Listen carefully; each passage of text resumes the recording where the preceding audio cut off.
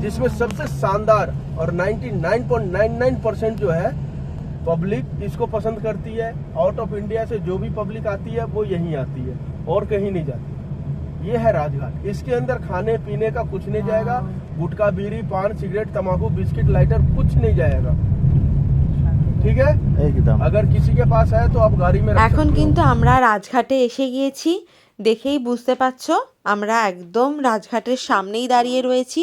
এখন আমরা গেট দিয়ে ভেতরে প্রবেশ করব। তার আগে তোমাদেরকে বাইরেটা দেখিয়ে দিচ্ছি। এই যে এই গেটটা, এখানে কিন্তু 4টে মতন গেট রয়েছে রাজঘাটে ঢোকার জন্য। এখন কিন্তু এই গেটটা ওপেন রয়েছে, এখান দিয়ে আমরা ঢুকবো। আর এখানে কিন্তু দেখো কিষান ঘাট রয়েছে ডান দিকে, টাইমিংসগুলো সব দিয়ে দিয়েছে। আর এটা কিন্তু সবার জন্যই ওপেন, মানে ফ্রিতে এখানে কিন্তু আমরা যেতে পারবো। আর এই যে রাজঘাটটা, এটা কিন্তু মেনলি স্মৃতিসৌধ। আর এখানে এইটা যার জন্য বিখ্যাত তিনি হচ্ছেন মহাত্মা গান্ধী। এখানে কিন্তু প্রথম মহাত্মা গান্ধীর উদ্দেশ্যেই কিন্তু এই রাজঘাটটা প্রতিষ্ঠিত হয়েছিল। এবার বলি যেটা কবে প্রতিষ্ঠিত হয়েছিল, 31শে জানুয়ারি 1948 সালে তার দাহস্থান চিহ্নিত করার জন্য এইখানে একটি কালো মর্মের একটা মঞ্চ নির্মাণ করা হয়। আর এখানে একটা প্রদীপ তোমরা দেখতে পারবে, সেই প্রদীপটা কিন্তু চিরন্তন শিখার নামে পরিচিত, সেটা কিন্তু সবসময় জ্বলছে। হ্যাঁ, আর এই যে রাজঘাটে যে এই যে আমরা মহাত্মা গান্ধীর যে স্মৃতিসৌধতে যাব, সেইটার বাইরেটাও তোমাদেরকে দেখিয়ে দিলাম। আর সবথেকে বড় কথা, এখানে এত সুন্দর পরিষ্কার পরিচ্ছন্ন করে পুরোটা সাজানো, মানে কোনো জায়গায় কোনো রকমের প্লাস্টিক বা কোনো আবর্জনা কিন্তু এখানে নেই। তোমাদেরকে বলে রাখি, এখানে কিন্তু ভালোই চেকিং রয়েছে, সুতরাং এই রাজঘাটে ঢোকার আগে ভালোভাবে তোমাদেরকে চেক করে নেবে। আলাদা সেকশন আছে পুরুষদের জন্য, পুরুষ যারা 4 স্টার রয়েছে, আর মহিলাদের জন্য মহিলা যে 4 স্টার রয়েছে। সুতরাং আর এটা কিন্তু বিশাল বড় এলাকা জুড়ে রয়েছে। শুধুমাত্র মহাত্মা গান্ধীর স্মৃতিসৌধ এখানে রয়েছে তা নয়, পরপর যারা এখানে প্রধানমন্ত্রী হয়েছিলেন তাদের সবারই স্মৃতিসৌধ এখানে রয়েছে। এছাড়া এখনকার যে নামি দামি যে বিশিষ্ট মানুষেরা রয়েছেন তাদেরও কিন্তু সমাধিসৌধ এখানে রয়েছে। সুতরাং এটা আরও দীর্ঘায়িত করা হচ্ছে। এটা বিশাল বড় এলাকা জুড়ে, তোমরা দেখেই বুঝতে পারছো। আর দেখো কতটা সুন্দর করে চতুর্দিক সাজানো।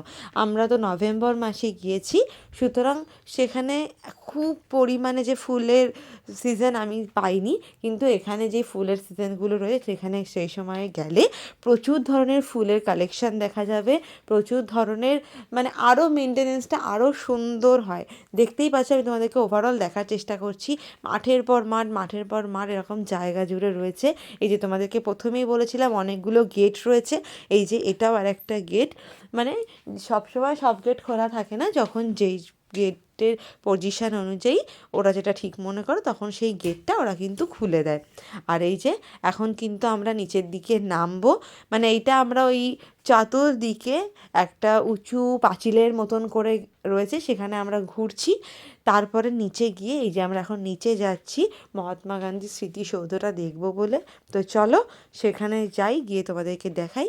এই যে আমরা এসে গিয়েছি, চতুর্দিকটা তোমরা দেখে নাও। এই যে কী সুন্দর করে জল দেওয়ার একটা ব্যবস্থা রয়েছে। এখানে কিন্তু তোমরা ক্যামেরাম্যান নিয়ে ক্যামেরা তুলতেও পারো, সেই ব্যবস্থাও রয়েছে। আর অলরেডি এখানে কিন্তু ফোন টোন অ্যালাউ রয়েছে।